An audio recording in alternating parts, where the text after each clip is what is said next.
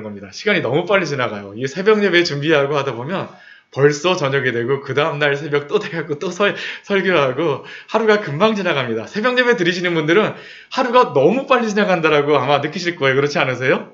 정말 우리의 인생이 금방 지나갑니다. 벌써 1월 저희가 시작한 지 얼마 되지 않았는데요. 저희들 송구영신 예배 드리면서 여기서 간증도 하고 그랬던 데가 얼마 되지 않았는데 오늘이 벌써 1월 19일입니다. 20일이 지났어요. 네, 정말 빨리 지나갔죠. 그 시간 동안 어떻게 잘 지내셨습니까? 잘 지내셨습니까?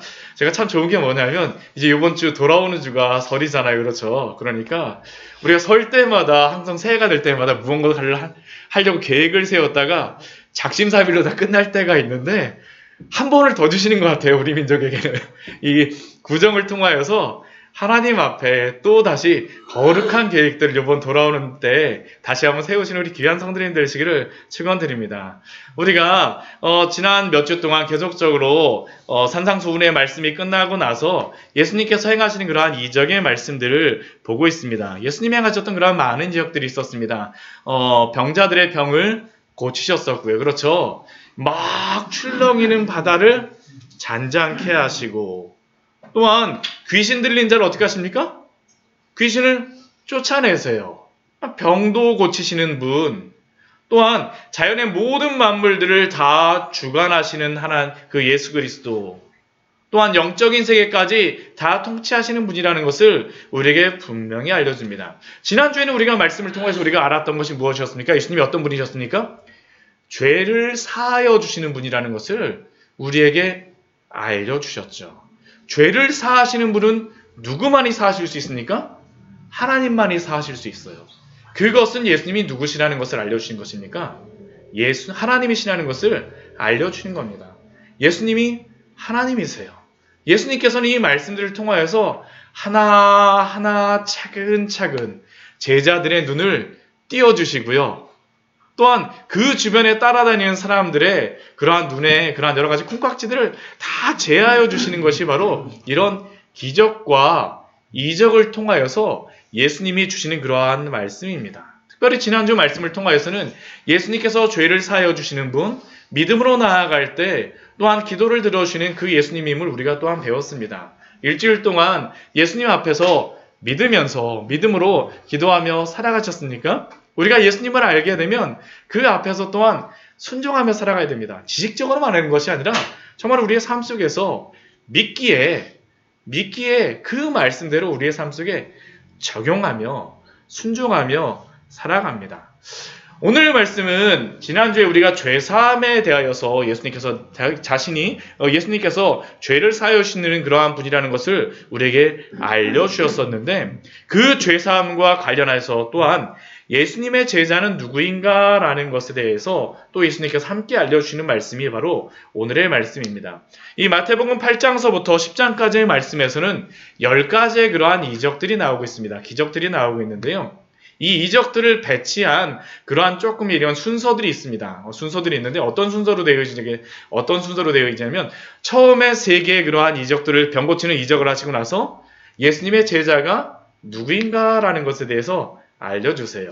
그리고 또 그 이후에 예수님의 제자가 누구인가를 알려주시고 나서 또 3가지의 이적이 나와 있습니다.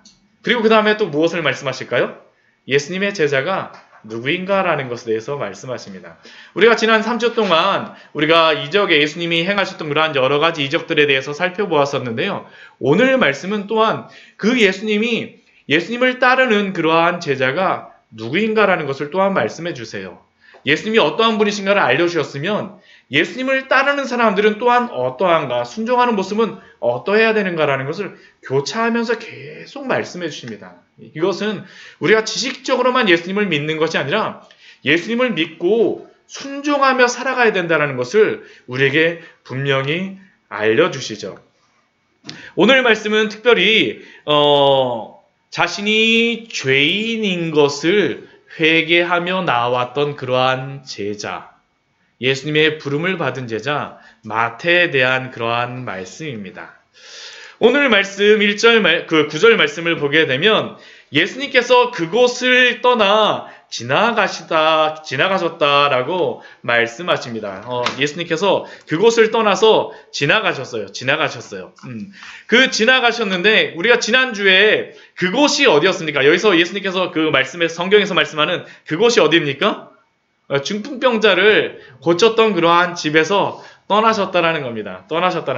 이제 우리가 뒤에 말씀에 보면 우리가 알겠지만 예수님께서 이 일 이후로는 집에서 되도록이면 어떠한 기적이라든가 이적을 행하지 않으세요. 가르치지도 않으세요. 왜 그러실까요? 지난주에 저희가 봤잖아요. 집 뜯어갖고 예수님 따라오는데 이거 진짜 저도 생각해보니까 그렇지 집주인도 여기 같이 앉아있지 않았겠습니까? 예수님 말씀 갑자기 잘 듣고 있는데 예수님 초청해갖고 막 말씀 듣고 있는데 지붕이 막 뜯어지면서 그 위에서 막 사람이 내려온다라고 한번 생각을 해보세요. 이게 우리가 저저번 주에는 귀신 들린 자 우리 돼지 안에 들어갔더니만 가다라 사람들은 어떻게 했어요? 돼지가 막 물에 빠져 죽으니까 떠나달라 그랬지만 이 집주인은 그 정도까지는 아니었습니다. 그렇지만 아무튼 예수님의 그러한 것들을 보면서 참 기뻐할 수도 없고 그렇죠. 여러 가지 생각들이 많았을 것입니다. 그래서 그런가 이 이후로는 예수님께서 이제 집에서 이제 실내에서 가르치기보다는 여러 군데 다니시면서 많은 사람들이 모이는 곳에서 가르치세요. 오늘 9절 말씀과 같이 예수님께서 그곳을 떠나가셔서 지나가셨습니다. 마가복음 말씀을 보게 되면 마가복음 2장 13절 말씀을 보게 되면 예수께서 다시 바닷가에 나가셨다라고 말씀하세요. 그러니까 이제 사람들이 많이 모일 수 있는 곳에 이제 가신 겁니다. 근데 이쪽에 이렇게 쭉 지나가시다가 누구를 보시냐 하면 마태를 보십니다. 마태. 이 마태라고 하는 사람이 어디에 앉아 있었었냐 하면 세관에 앉아 있었습니다. 세관. 제가 앞에 이 지도가 보여주고 있는데요. 이 빨간 여기에 점점점점점점 있는 지도가 있잖아요. 지금도 이 도로가 있습니다. 이게 어떤 도로냐 하면 이게 해변길입니다. 해변길. 예전 해변길하고 지금 해변길하고 약간 틀리긴 한데 이게 실제로 다 이렇게 예전에 그렇게 지나갔던 데예요. 그런데 이 해변길에 세관이 있었던 이유가 있습니다. 왜 있었을까요? 이게 사람들이 다 지나다녀요. 지나다니게 되면 그 앞에 딱 상표가 뭐 하고 있는 거예요? 세금 걷고 있는 거예요. 세금. 그래서 이곳에 세관이 있었고 그곳에 세리였던 누가 앉아 있는 것입니까? 마태가 앉아 있었습니다. 세리였던 마태가 여기에 앉아 있었어요. 그래서 세금을 걷는 그러한 일들을 했습니다. 마태라고 하는 이름의 뜻이 무엇이냐 하면 이게 헬라어로서 번역이 되어지긴 하지만 히브리어의 그 이름입니다. 이게 마타트라고 하는 이 선물이라는 의미하고 이게 마티트야라는 의미로다 뒤에 야자가 붙으면 야나 엘이 붙으면 어떤 의미냐면 하나님이라는 의미예요. 그러니까 하나님의 선물이 바로 마태의 이름입니다. 마태의 이름이 하나님의 선물이에요. 어떻습니까? 굉장히 은혜로운 이름이에요. 굉장히 좋은 이름입니다. 당신은 하나님의 선물입니다. 이름을 부를 때만 당신은 하나님의 선물이에요. 당신 하나님의 축복입니다. 얼마나 좋아요. 근데 제가 이 마태라는 이름을 들으면서 제 이름이 바로 이런 뜻이더라고요. 제 이름이 뭐냐면 은상인데 은혜로 받은 상이라는 그러한 의미입니다. 저희 아버지가 그렇게 이름을 지어주셨어요. 그러면서 제가 나의 히브리어 이름도 마태로다 해야 되나라고 생각을 했었는데 저하고 거의 비슷한 이름을 가진 사람이 바로 이 마태라는 이름이었습니다. 하나님의 그러한 축복된 선물, 하나님의 그러한 은혜의 선물이라는 그러한 이름을 가진 그러한 사람. 그런데 이 마태에게는 또 다른 이름이 있었습니다. 마태복음에서는 마태라는 이름으로 나오지만 마가복음과 누가복음에서도 동일한 이 사건이 나와요. 동일한 사건이 나오는데 어떤 이름으로 부르냐면 레위라고 기록하고 있어요. 레위. 우리 한번 찾아볼까요? 우리 마가복음 2장 14절 우리 한번 누가복음까지는 찾지 않고요. 마가복음 말씀을 한번 찾아보도록 하겠습니다. 마가복음 2장 말씀에 보면 마가복음 2장 4절에 보면 동일한 말씀 가운데 이렇게 말씀하세요. 우리 2장 14절 같이 한번 읽어보도록 하겠습니다. 또 지나가시다가 알페오의 아들 레위가 세관에 앉아있는 것을 보시고 그에게 이르시되 나를 따르라 하시니 일어나 따르니라. 어떻습니까? 동일한 그러한 말씀이죠. 알페오의 아들 레위입니다. 레위. 누가복음에서도 레위라는 이름으로 소개하고 있어요. 마태복음에서는 유독 마태로 다 하고 있고 마가복음과 누가복음에서는 레위라는 이름으로 사용하고 있습니다. 평소에는 그러니까 어떤 이름으로 많이 불려졌을까요? 레위라는 이름으로 많이 불려졌을 겁니다. 근데 이 마태복음에서는 마태라고 쓰는 이유가 있겠죠. 왜 쓰셨을 것 같아요? 뭐 이유가 정확하진 않습니다. 그러나 왜 썼을 것 같을까요? 왜 여기에 그 마태라고 썼을까요? 추측은 할 수 있습니다. 이 마태복음을 누가 썼죠? 마태가 썼습니다. 마태. 지금 오늘 말씀은 그냥 쉽게 생각하면 뭐냐면 마태의 신앙 고백입니다. 마태가 예수님을 만나는 순간이에요. 자신이 다른 성경에서는 레위라고 할 수 있음에도 불구하고 자신의 이름을 레위라고 쓸 수 있음에도 불구하고 마태복음이라고 함으로 말미암아 이 성경을 쓴 사람 바로 자신이 이 세간에 앉아 있었다라는 것을 알려주고 있죠. 알려주고 있어요. 근데 이 레위라고 하는 이름은 어디에서 나온 이름이라고 생각을 하냐면 레위족 속의 그러한 이름이라고 생각을 합니다. 그래서 이 레위라는 이름을 가지고 어떻게 학자들이 또 생각하기도 하냐면 이 마태라고 하는 이 사람이 어느 지파의 사람으로 생각하기도 하냐면 레위 지파의 사람으로 생각하기도 합니다. 이 레위 지파라고 하는 그러한 사람들은 어떠한 사람들이냐면 굉장히 성경에 통달한 사람들이에요. 그러니까 이 레위라고 하는 사람, 이 레위 지파 사람들은 그 지역마다 대제사장들이 예루살렘에 있지만 레위 사람들이 이곳저곳에 다 흩어져 있어요. 흩어져 갖고 뭘 하냐 하면 재판관의 역할을 합니다. 무엇을 가지고 재판을 할까요? 말씀을 가지고 재판을 해요. 근데 이 말씀을 가지고 재판을 하려면 그냥 보통 사람을 아무나 세우지 못하겠죠. 우리 법관들, 판사 같은 경우들 보게 되면 헌법 같은 경우들 잘 다 외우고 있습니다. 근데 이 레위 지파의 사람들은 어떤 사람들일까요? 거의 구약 성경을 다 외우고 있는 사람이에요. 그래서 우리가 마태복음 말씀을 보게 되면 저도 레위 지파라고 좀 생각을 하는데 왜 그렇게 생각을 하냐면 마태복음 말씀을 보게 되면 구약에 대한 인용이 유독히 많아요. 아브라함과 다윗의 자손 예수 그리스도의 세계라서부터 시작해갖고 이 족보를 쫙 깨고 나서 구약의 성경들을 계속 인용해갖고 예수님이 어떠한 분인가를 말씀하고 있습니다. 그러니까 이 레위라고 하는 사람, 이 마태라고 하는 사람은 성경에 대해서 굉장히 잘 알고 있는 사람이죠. 성경에 대해서 굉장히 잘 알고 있는 사람이고 또 이름은 또 무엇입니까? 하나님의 선물이에요. 하나님의 선물이에요. 그런데 우리는 이 마태라는 이름과 레이라는 이 이름을 가진 이 마태가 사실 이 상황과 비추어 본다면 이 이름 자체가 굉장히 아이러니한 그러한 이름입니다. 왜 그러냐면 지금 이 사람이 어디에 앉아 있습니까? 세관에 앉아 있어요. 세관에 앉아 있어요. 세관. 오늘날로 다 치게 되면 세리라고 하는 그러한 직업이 참 좋은 직업입니다. 그렇죠. 공무원이고 안정적인 그러한 직업이고요. 우리 세무 공무원이 되기 위해서 세무대학이 따로 있어서 거기에 들어가려면 얼마나 경쟁률도 높고 얼마나 공부 많이 하는지 모릅니다. 또 그것뿐만 아니라 회계사, 변리사, 그런 것들이 다 이러한 세무 관련된 거하고 다 관련이 있지 않습니까? 굉장히 좋은 직업의 그러한 사람이에요. 우리 지금 이 시대로 치게 되면 공무원으로서 안정적으로 살아갈 수 있는 그러한 사람이죠. 근데 이 시대, 오늘날 시대에는 세리가 공무원이지만 지금 이 시대에서는 세리가 공무원이 아닙니다. 사람들에게 좋은 직업을 가진 사람으로 생각되어지지가 않아요. 왜 그러냐 하면 이 시대에는 지금 지금 이스라엘이 어디에 지금 속국으로 있습니까? 식민지로 있습니까? 로마의 그러한 식민지로 다 있어요. 그럼 이 세금을 걷게 되면 누구에게 가져다 줘야 될까요? 로마에게 가져다 줘야 돼요.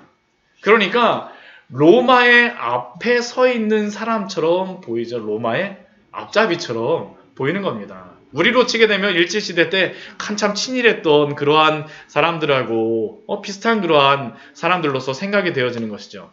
그러니까 이 세리라고 하는 직업이 사람들이 보기엔 좋지 않는 그러한 직업입니다. 그런데 이 정도가 아니에요. 로마에서 세리에게 월급을 주지 않았습니다. 월급을 주지 않았어요. 그러면 무엇으로서 이 세리들이 먹고 살까요? 네, 세금 걷어서 먹고 삽니다. 근데 이 세리가 되는 방법, 이 시대에는 세리가 되는 방법은 한 가지입니다. 뭐냐면 이 지역에 있는 세금을 거둘 수 있는 권리를 돈을 주고 사요. 돈을 주고 이렇게 삽니다. 광교 같으면 어떻게 돼요? 광교 세무서가 있으면 광교 세무서장 되는 방법은 아주 쉽습니다. 돈 가져가갖고 사요. 그래갖고 그 세금 걷는 권리를 사게 되면 그 다음부터 어떻게 되는 겁니까? 세금을 걷는 겁니다. 근데 로마에서 그 세금이 주어진 세금이 있습니다. 할당량이 있어요. 근데 이 사람이 돈을 버는 방법은 한 가지밖에 없어요. 그건 무엇일까요? 월급도 안 주면 세금을 로마에 받는 거 이상으로 많이 걷어갖고 로마에 어느 정도 주고 나서 그 나머지는 자기가 취하는 것이죠. 그러니까 이 세리라고 하는 직업은 어떤 직업이냐면 이스라엘 사람들이 생각하기에 국민의 같은 민족의 고열을 뽑아먹는 그러한 사람처럼 여겨지겠죠. 그러니까 이 세리라고 하는 직업이 무엇이냐면 죄인입니다. 죄인. 성경에 보게 되면 그 죄인에 대해서 말씀할 때 뭐라고 얘기하냐면 세리와 죄인들이라고 말씀을 하고 있습니다. 우리 오늘 말씀도 그렇게 써 있잖아요. 그렇죠? 우리 11절 말씀을 보게 되면 세리와 죄인들과 함께 밥을 식사하고 있느냐라고 말씀하실 뿐만 아니라 또 그 세리라고 할 때는 또 뭐라고 나오냐면 우리 마태복음 21장 같은 경우에는 세리들과 창녀들, 또 다른 곳에서 뭐라고 얘기하냐면 이방인과 세리들, 모든 죄인이라고 하는데 다른 사람들은 막 뒤섞이지만 안 빠지는 직업이 한 가지가 있어요. 무엇입니까? 세리예요. 세리는 안 빠져요. 그러니까 이스라엘 사람들이 세리라고 하는 직업을 얼마나 멸시하고 싫어했는지. 그런데 한번 생각을 해보십시오. 여러분들이 한번 마태라고 한번 생각을 해보세요. 집안에서 어렸을 때 매일 말씀을 가지고 배웠어요. 암송을 좔좔좔좔 합니다. 이름은 무엇이에요? 부모님이? 너는 하나님의 선물이야. 그런데 매일 아침 출근하면 어디에 가서 앉아 있습니까? 세간에 앉아 있어요. 가장 죄인이고 가장 멸시받는 그곳에 가서 앉아 있습니다. 물론 풍요롭게 살아가고 부유하게 살아가겠지만 그는 최고의 죄인으로 열심히 살아가고 있는 겁니다. 자신의 직업에서 오는 그러한 엄청난 불일치와 스트레스가 얼마나 심했을까요? 내 자리임에도 내 자리가 아니에요. 이러한 게 얼마나 힘든지 아십니까? 제가 예전에 그 대학교 때 어떤 일이 있었었냐면 대학교에서 근로장학을 했습니다. 근로장학을 해갖고 제가 했는데 대학교 1학년 때 근로장학을 했는데 제가 컴퓨터공학과다 보니까 어떠한 일을 시켰냐면 컴퓨터 관련된 그러한 그 일을 저한테 대학교에서 시켰어요. 근데 제가 컴퓨터에 대해서는 하나도 몰랐습니다. 하나도 몰랐어요. 근데 딱 자리 가니까 너는 컴퓨터공학과니까 이걸 해야지 대학교에서 딱 앉았는데 제가 그 자리에 가갖고 앉아갖고 할 수 있는 게 하나도 없는 거예요. 정말 하나도 없는 거니까 나중에 어떻게 하냐면 그 옆에 계시던 분이 넌 안 되겠으니까 내가 대신할게 하고서 저를 옆에다 앉히고 나서 그분이 맨날 하는 거예요. 그리고 전 뭐 했었냐면 옆에서 이게 어떻게 하는 건가 하고선 옆에서 공부했었습니다. 근데 그 자리에 굉장히 편하기는 했었는데 제 마음은 어땠었는지 아세요? 좌불안석이 좌불안석. 정말 좌불안석입니다. 정말 좌불안석이에요. 정말 좌불안석이에요. 마태가 그렇죠 지금요. 마태가. 하나님이 원하시는 자리가 아니라는 것을 분명히 알아요. 내 자리가 여기라는 것이 아니라는 것도 아니에요. 알아요. 옆에 사람들이 와서 얘기합니다. 하나님의 선물! 밥 먹으러 갑시다. 그런데 막 이름은 그렇게 불리지만 나는 누구입니까? 죄인이에요. 레위 밥 먹으러 가자. 하나님의 말씀은 잘 알고 있지만 그 말씀에 비추어 보면 나는 누구입니까? 죄인이에요. 얼마나 이게 힘들었겠습니까? 우리도 혹시 그런 가운데 있으신 분들 계십니까? 내 자리임에도 불구하고 내 자리가 아닌 것 같은 그러한 상황들. 사실 우리가 이러한 상황을 만날 때가 왕왕 있죠. 왕왕 있어요. 그렇게 되면 너무나도 힘들고 너무나도 고통스럽죠. 아픔입니다. 마태에게는 사실은 이게 굉장한 아픔이며 굉장한 슬픔이죠. 이게 마태에게서 오는 그러한 아픔이었습니다. 겉으로 보기에는 아무 문제 없고 거리낌 없는 그러한 삶이고 행복해 보일지라도 그러나 그의 마음 깊은 곳에는 결코 행복할 수가 없는 그러한 상황. 이게 바로 마태의 모습이었습니다. 마태는 자기의 자리에서 항상 이방인일 수밖에 없었어요. 성도들도 사실은 그렇지 않습니까? 성도들이 정말 우리가 예수 그리스도 앞에서 살아가고자 하는데 우리가 죄악의 자리에 있게 되면 어떠한 마음들이 드냐면 거기가 결코 기쁘지를 않습니다. 왜냐하면 성령께서 우리의 마음속에서 계속적으로 말씀하시기 때문에요. 여러 가지 상황들을 만날 때마다. 그런데 이러한 마태에게 변화의 날이 찾아왔습니다. 그 변화의 날이 언제일까요? 바로 예수님이 찾아오시는 날입니다. 예수님께서 이 세간에 앉아 있는 것을 예수님께서 보시고 예수님이 찾아가셨어요. 마태라는 사람이 세간에 앉아 있는 것을 보시고 이르시되, 여기서 보시고라는 이러한 단어는 원래 의미적으로 보게 되면 보다, 알다, 인지하다는 그런 의미입니다. 과거서부터 알았다는 그런 의미가 있어요. 결국 이 말씀은 무엇이겠습니까? 예수님이 마태를 주시하고 계셨다는 것이죠. 마태를 알고 계셨다는 겁니다. 세리이자 죄인인 마태를 주시하고 계셨습니다. 그런데 아십니까? 우리의 구원도 이와 동일합니다. 우리가 이 자리에 앉아 있고 예수님을 믿게 되어진 것이 우연하게 우리가 믿게 되어졌다라고, 아니면 내가 시간을 내서 이 자리에 왔다라고, 아니면 내가 모태신앙이니까 어쩌다 태어나 보니까 목사님 딸들이에요. 어쩌다 태어나 보니까 장로님 자녀예요. 어쩌다 태어나 보니까 안수 집사님 자녀예요. 어쩌다 태어나 보니까 모태신앙이에요. 우연하게. 그런데 그렇지 않습니다. 믿음의 1세대라고 생각하시는 분들, 우연하게 이 자리에 앉아 계시다라고, 우연하게 누가 복음을 전해서 우연하게 내가 이 자리에 앉아 계시다라고 생각하시는 분들이 있을지 모르겠지만 우리의 구원은 결코 그렇지 않습니다. 마태도 그렇습니다. 오늘 말씀 보세요. 세간에 앉아 있는 것을 보셨어요. 예수님께서 그 마태를 주시하셨습니다. 예수님께서 우리를 택하심으로 우리를 주시하셨기 때문에 우리가 믿게 된 줄 믿습니다. 에베소서 말씀에서 우리에게 이것을 분명하게 말씀하죠. 에베소서 우리 1장 4절과 5절 말씀에서 우리에게 무엇이라고 말씀합니까? 우리 에베소서 말씀 같이 한번 찾아보도록 하겠습니다. 우리 에베소서 말씀, 사도 바울이 그 성도들에게, 에베소 교회들에게, 이 에베소서 말씀은 교회에게 주시는 그러한 말씀입니다. 그런데 이 교회 성도들에게 무엇이라고 하나님께서 사도 바울을 통하여서 말씀하십니까? 우리 1장 우리 4절 5절 말씀 우리 같이 한번 읽어보도록 하겠습니다. 에베소서 1장 4절과 5절 말씀입니다. 같이 읽겠습니다. 곧 창세전에 그리스도 안에서 우리를 택하사 우리로 사랑 안에서 그 앞에 거룩하고 흠이 없게 하시려고 그 기쁘신 뜻대로 우리를 예정하사 예수 그리스도로 말미암아 자기의 아들들이 되게 하셨으니, 이것은 마태에게만 말씀한 것이 아니라 우리에게도 주신 말씀인 줄 믿습니다. 우리를 택하시고 우리를 예정하셨어요.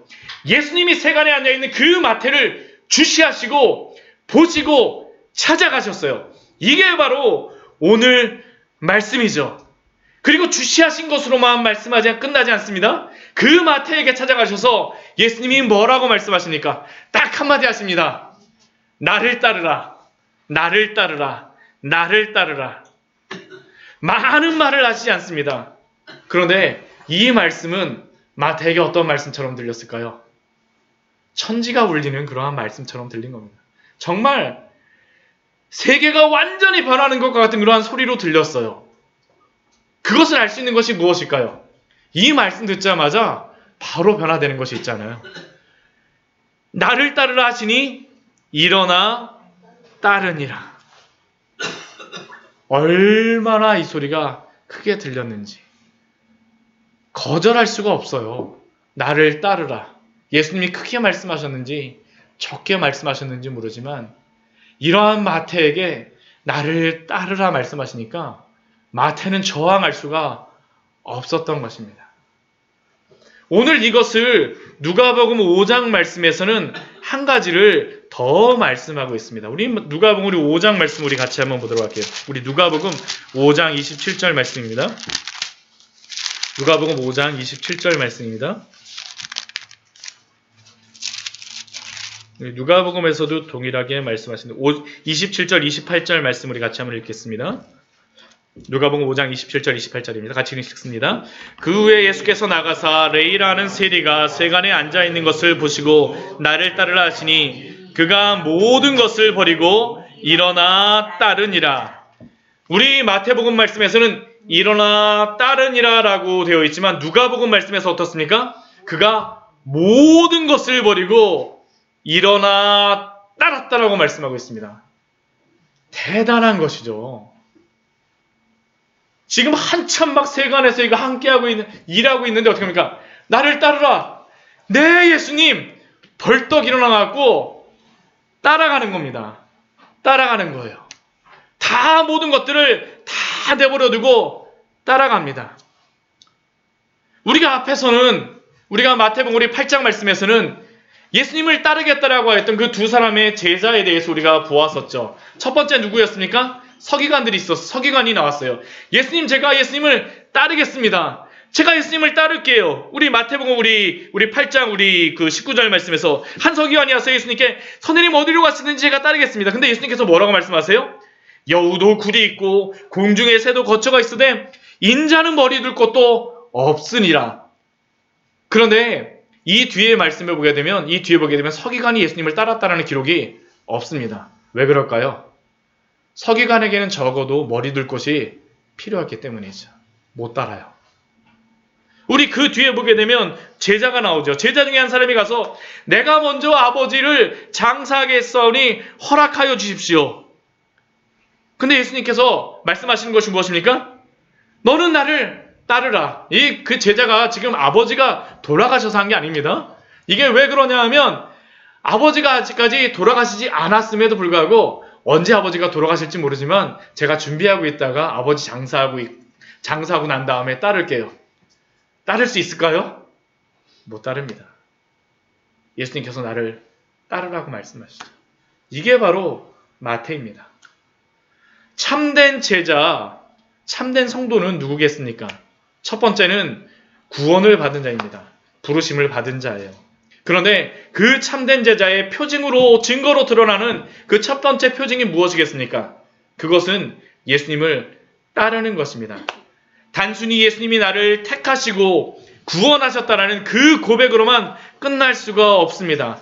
내가 예수님을 믿는다라고 고백한 성도들은 반드시 예수님의 제자가 되면 일어나서 예수님을 따르게 되어져요. 물론 이 레위와 같이 자신의 그러한 모든 직업을 버리고 따르는 자들도 있겠으나 그러나 그 삶의 모습이 변할 수밖에 없습니다. 달라질 수밖에 없어요. 왜냐하면 예수님의 제자는 성도는 따르는 자이기 때문입니다. 따르는 자이기 때문이에요. 사랑하는 성도 여러분, 여러분들에게는 예수님이 여러분들을 구원하신 그 믿음에 간증이 있습니까? 그런데 여러분들은 예수님을 일어나 따르고 계십니까? 두 가지의 질문이 우리에게는 동시에 있어야 됩니다. 기꺼이 예수 그리스도를 위하여 값을 치르고 따를 준비가 되어 있냐라는 것이죠. 이후에 말씀해 보게 되면 다른 어부의 제자들은 예수님이 돌아가시자 다시 물고기 잡으러 가자라고 하지만 마태는 다시 세간에 가서 앉아 있었다는 기록이 없습니다. 예수님을 따른 것이죠. 우리는 기꺼이 예수님을 따르고 있습니까? 오늘 마태를 통하여서 우리에게 제자라는 것은 누구인가라는 것을 우리에게 말씀하여 주십니다.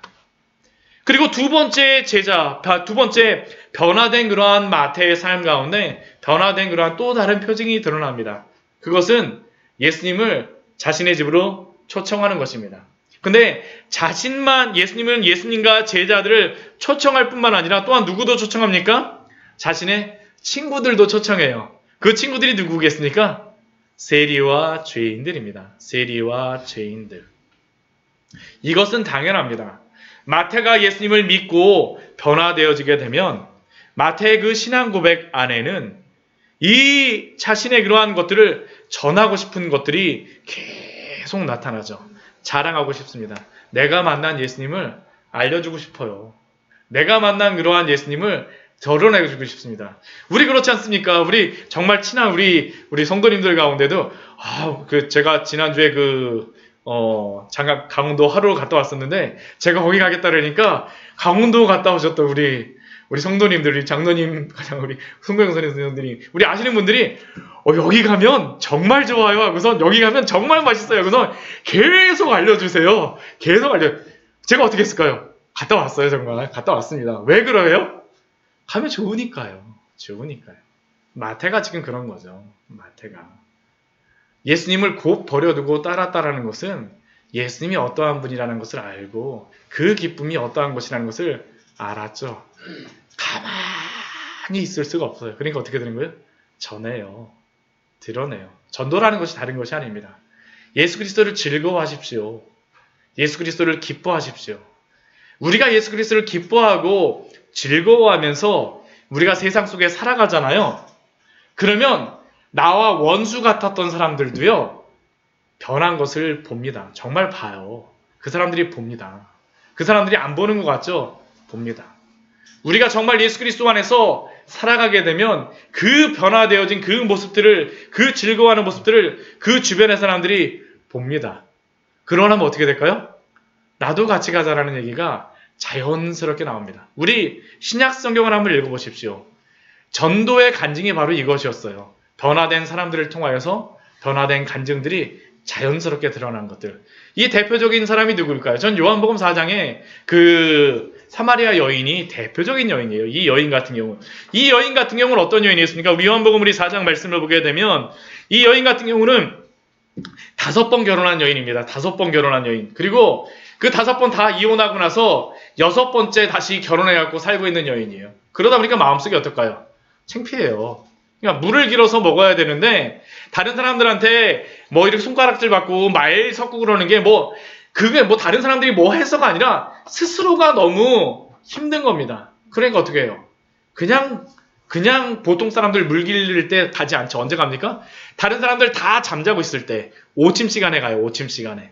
한낮에 이스라엘 사람들은 오침이 있으면 요즘에는 하지 않지만 이 오침을 항상 합니다. 이 중동 지역 가면 지금도 오침 문화가 있지 않습니까?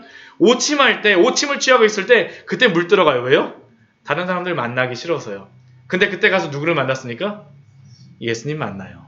근데 예수님 만나고 예수님이 누구인가를 알고 나서 변화된 놀라운 것이 있습니다. 우리 이것을 한번 같이 찾아볼게요. 요한복음 우리 4장 말씀 우리 같이 한번 보겠습니다. 이 뒷부분 이것만 한번 같이 한번 보도록 하겠습니다. 요한복음 4장 28절 우리 먼저 같이 한번 읽겠습니다. 요한복음 4장 28절 말씀입니다. 같이 읽겠습니다. 여자가 물동이를 버려두고 동네로 들어가서 사람들에게 이르되. 지금 이 여인은 무엇하러 왔습니까? 물 들어왔어요. 물 안 먹으면 어떻게 돼요? 목말라서 죽습니다. 당장 지금 물 떠 갖고 와야 되는데 지금 이 여인은 어떻게 합니까? 물동이를 버려두고 갑니다. 왜요?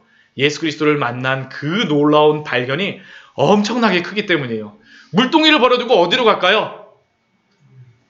우리 29절 말씀 같이 한번 읽겠습니다. 내가 행한 모든 일을 내게 말한 사람을 와서 보라. 이는 그리스도가 아니냐 하니. 누구에게 갑니까? 동네 사람들에게 갑니다. 동네 사람들에게 가요. 그리고 29절 우리 앞부분 보게 되면 이게 정말 대단한 겁니다. 내가 행한 모든 일을 내게 말한 사람을 와서 보라. 지금 이 여인은 자신이 당하였던 그러한 모든 환난과 고난을 동네방네 어떻게 하고 있습니까? 막 스피커 켜고서 막 지금 막 광고하고 다니는 거예요. 나 예전에 5번씩이나 그렇게 됐었는데 이 사람이 이거 다 맞췄어 하면서 막 소리내고 다니는 겁니다. 대단한 거죠. 엄청난 겁니다. 이 변화가 그냥 변화가 아닙니다. 물동이를 벌어들 정도가 아니라 자신의 그런 모든 치부를 다 드러내요. 다 드러냅니다. 그리고 가서 뭐라고 시작하니까 보라, 와서 보라, 이는 그리스도가 아니냐. 이게 바로 마태의 변화죠. 마태의 변화죠. 그는 자신만 변화되었을 뿐만 아니라 그 주변의 모든 사람들을 다 부릅니다. 자신의 친구들을 다 불러요. 세리와 죄인들, 그 주변의 사람들이 얼마나 불쌍히 보였겠습니까? 예수님을 다 데려와서 예수님을 소개하는 것이죠. 예수님, 이 사람도 세리예요. 이 사람도 죄인이에요. 이 사람도 이래요. 그리고 예수님 옆에 앉아있게 되었습니다. 이게 바로 예수님의 그 식사의 자리였습니다. 사랑하는 성도 여러분, 죄인이 변하면 사실은 더 큰 은혜가 있습니다. 우리의 마음속에 여러 가지 시험도 있고 우리 각자 만나보게 되면 모든 사람들에게는 각자 알지 못하는, 다른 사람을 알지 못하는 무엇인가 한 가지의 그러한 죄악들, 숨기고 싶은 그러한 것들이 한 가지는 다 있어요. 아무리 그 풍요롭고 아무리 부유하고 그런 사람이라 할지라도 무엇인가 한 가지는 숨기고 싶은 것들이 있어요. 그런데 그 죄에 대해서 우리가 예수 그리스도를 만남으로 직면하고 해결되어지게 되면 그 은혜가 얼마나 크신지 아십니까? 죄가 크면 클수록 그 은혜가 얼마나 큰지를 알아요. 이게 바로 마태였었죠. 이게 바로 사마리아 여인이었습니다. 사랑하는 성도 여러분, 죄가 있다고, 문제가 있다고 숨기지 마세요. 누구에게 달려가야 됩니까? 예수 그리스도 앞에 가십시오. 왜요? 예수 그리스도가 바로 우리의 영혼의 의사이기 때문입니다. 의사이기 때문이에요. 그러나 이것을 싫어하는 사람들도 있었습니다. 마태가 이렇게 잔치 벌이는 것을 싫어하는 사람들도 있었어요. 그 사람들이 누구입니까? 바리새인들입니다. 우리 11절 말씀을 보면 바리새인들이 예수님의 제자들에게 가서 이렇게 얘기합니다. 무엇이라고 얘기합니까? 어찌하여 너희 선생은 세리와 죄인들과 함께 잡수시느냐? 이것은 다른 게 아닙니다. 너희 선생이 메시아라고 하고 그리스도라고 하는데 혹시 메시아 아니고 그리스도인 거 아닌 거 아니야? 이 사람들이 세리이고 죄인인 것을 아는데도 불구하고 어떻게 같이 식사를 할 수가 있어? 왜냐하면 이 구약의 그러한 율법은 죄인과 그러한 사람들과 같이 교제하게 되면 그 사람도 어떻게 됩니까? 부정하게 돼요. 같이 더러워진다고 생각합니다. 그런데 이 바리새인들이 모르고 있는 한 가지 사실이 있었습니다. 그것이 무엇입니까? 예수님은 죄악에 부정해지시는 분이 아니라 죄를 고치시는 분이고 죄를 사하여 주시는 분이죠. 우리가 이 오늘 말씀 전에 분명히 모았던 말씀이 중풍병자를 통하여서 선언하셨던 것이 바로 그것이 아니었습니까?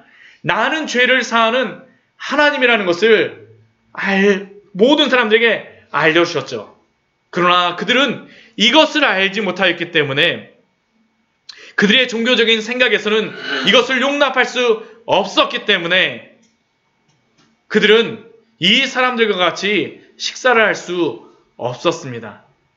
그것뿐만 아니라 이 사람들은 어떤 사람이 됩니까? 다른 사람이 예수님께 오는 것도 막아버리는 사람들이 되어버리죠. 막아버리는 사람들이 되어지죠. 얼마나 불행한 사람들입니까? 얼마나 불행한 사람들입니까? 그러나 예수님은 죄인을 치료하며 영혼의 의사이심을 그 뒤에서 분명히 말씀하여 주십니다. 우리 12절 말씀 같이 한번 읽어보도록 하겠습니다. 예수께서 들으시고 이르시되 건강한 자에게는 의사가 쓸데없고 병든 자에게라야 쓸데 있느니라. 요즘에는 병원에 가게 되면 검진을 받기 위해서도 병원을 많이 가지만 보통 병원을 가는 이유는 무엇입니까? 아프기 때문에 가는 것이죠. 아프지 않으면 병원에 잘 가지 않습니다. 정상적인 그러한 것들에서는. 그런데 이 병원에 가는 그러한 사람들과 같이 예수님은 어떠한 분이라는 것입니까? 의사라는 겁니다. 의사. 근데 예수님이 의사라고 하면 예수님께 오는 사람들은 누구겠습니까? 자신이 병자라고 생각하는 사람들이 오게 되어주겠죠.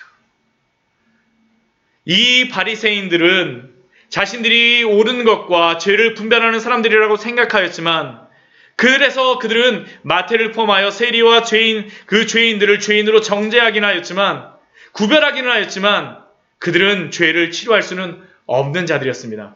그들은 단지 정죄할 따름이었습니다.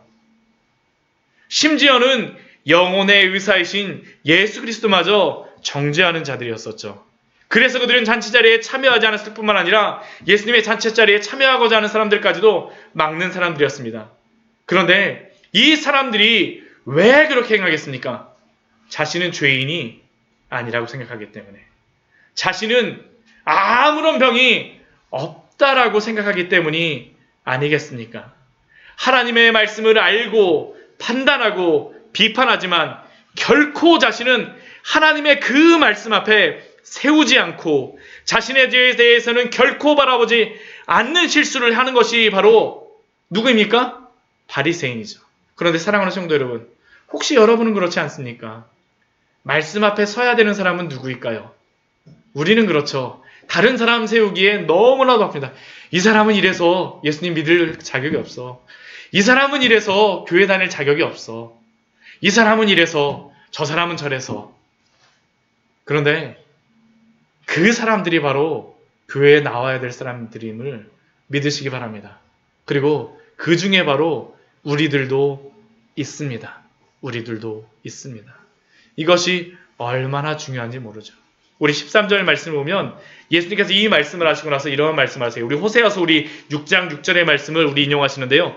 너희는 가서 내가 긍휼을 원하고 제사를 원하지 아니하노라 하신 뜻이 무엇인지 배우라. 지금 이 말씀은 이 바리새인들에게는 굉장히 자존심 상하는 이야기입니다. 왜 자존심 상하는 이야기일까요? 이 바리새인들은 스스로가 누구라고 생각합니까? 선생이라고 생각을 해요. 근데 지금 뭐라고 얘기합니까? 그 말씀이 무슨 뜻인지 배워라. 너희들은 그 말씀을 모르고 있어 라고 지금 말씀하고 있죠. 왜 그렇겠습니까? 이 말씀, 내가 긍휼을 원하고 제사를 원하지 아니하노라. 이 말씀이 호세아서 6장 6절 말씀에서는 이렇게 되어 있습니다. 나는 인애를 원하고 제사를 원하지 아니하며. 인애, 이 긍휼이 바로 인애입니다. 인애. 근데 이 인애가 그 히브리어로는 뭐냐면 헤세드입니다. 헤세드. 많이 들어보셨죠? 헤세드라는 그러한 단어. 헤세드. 그 헤세드라는 뜻이 무엇입니까? 인자하심, 자비하심, 사랑이에요. 성경에서 보게 되면 인자, 자비, 사랑이 이 헤세드의 그러한 의미입니다. 근데 이게 신학적인 책들을 보게 되면 그냥 이 헤세드를 그 앞에 뭐라고 적어놓냐면 한 가지를 더 붙입니다. 언약적인 사랑, 언약적인 인자하심이라고 이렇게 적어놔요. 언약적인이라는 게 들어갑니다. 이게 왜 언약적인이라는 게 왜 들어가냐 하면 이 헤세드라는 그 원래 의미 안에는 무엇이냐면 어떤 공동체 안에서 의무를 다 한다라는 게 바로 이 헤세드의 원래 의미입니다. 공동체 안에서 그 자신에게 맡겨진 그러한 의무를 다 하는 것이에요. 내가 아버지라 그러면 어떤 일을 행해야 되겠습니까? 아버지로서 그 의무를 다 하는 겁니다. 이게 바로 헤세드예요. 근데 이게 왜 인자하심, 사랑이 되겠습니까? 그 공동체 안에 있는 그 사람들이 어떻게 하는지에 상관없이 이 사람을 어떻게 하는 겁니까? 그 공동체에게 충성을 다하는 겁니다. 끝까지 참아주는 거예요. 끝까지 인내하는 겁니다. 그러니까 이게 무엇일까요? 사랑입니다. 이게 바로 인자하심이에요. 그래서 성경에서 말하는 그 사랑은 항상 인내가 그 안에 있습니다. 인내가 없는 사랑은 사랑일 수가 없다라는 거예요.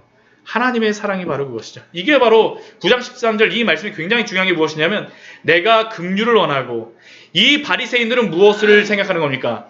이 죄인들은 제사를 드리고 하나님 앞에 용서를 받아야 된다라고 이 사람들은 생각하고 아무리 제사를 드려도 안 된다라고 생각하지만 하나님이 용서해 주시는 이유는 무엇입니까? 하나님의 긍휼이에요. 하나님의 인자하심입니다. 이게 세리들에게만 해당될까요?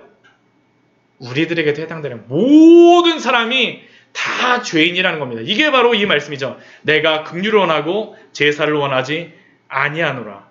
모든 사람이 다 죄인인데 하나님은 어떤 분이세요? 끝까지 충성스러우세요. 그래서 우리를 사랑하심으로 무엇을 하십니까? 자기의 아들을 죽기까지 우리에게 주시는 것이 바로 하나님의 사랑입니다. 그래서 예수님이 뭐라고 말씀하십니까? 나는 의인을 부르러 온 것이 아니요 죄인을 부르러 왔노라. 죄인을 부르러 왔노라. 사랑하는 성도 여러분, 우리는 하나님 앞에 죄인으로 서 있습니까? 이게 너무나도 중요합니다. 너무나도 중요해요. 제가 좋아하는 말씀 중에 디모데전서 말씀에 그 사도 바울이 이렇게 말합니다. 나는 죄인 중에 괴수라. 디모데전서는 사도 바울이 거의 사역을 다 마무리했을 때입니다. 그 옥에 갇혀 있을 때예요. 근데 그 스스로에 대해서 뭐라고 했냐면 나는 죄인 중에 괴수라라고 이야기해요. 예수 그리스도를 통해서 구원받고 죄가 용서함을 받았음에도 불구하고 자신 안에서는 또 무엇을 보고 있습니까? 그 죄악된 모습을 항상 보고 있죠. 이게 바로 성도입니다. 용서함을 받았으나 항상 자신의 죄를 보고 있는 사람. 나는 의인을 부르러 온 것이 아니요 죄인을 부르러 왔노라. 우리 예레미야서 13장 23절 말씀에는 우리의 죄에 대해서 이렇게 말씀합니다. 구수인이 그의 피부를 표범이 그의 반점을 변하게 할 수 있느냐. 구수인은 흑인입니다. 흑인이 우리 그 목욕탕 가갖고 목욕탕에서 뭐 한 10시간 있어갖고 막 이태리 떼쓰고 가지고 막 민다래갖고 하얘져갖고 나올 수 있을까요? 못 나옵니다. 표범이 아무리 물속에 들어가 있는다 그래갖고 그 반점이 없어질까요? 없어지지 않습니다. 할 수 있을진데 악익한 너희도 선을 행할 수 있으리라. 할 수가 없어요. 근데 우리는 어떻게 우리가 선하게 됩니까? 오직 예수 그리스도를 의지함으로 말미암아. 나는 의인을 부르러 온 것이 아니로 죄인을 부르러 왔노라. 이게 바로 마태의 간증이었죠. 여러분들의 간증도 이러한 간증이 되어지기를 축원합니다. 이 간증을 가지고 사십시오. 우리가 예수님 앞에서 의인이 아니라 날마다 죄인으로 용서함을 받았지만 나의 죄를 본으로 말미암아 날마다 겸손하게 살아갈 때 그게 바로 예수님의 제자로 오늘도 살아가는 것입니다. 우리 같이 기도하도록 하겠습니다. 우리 오늘 같이 기도하며 나아갈 때 우리 말씀을 생각하시면서 우리 같이 기도하기를 원합니다.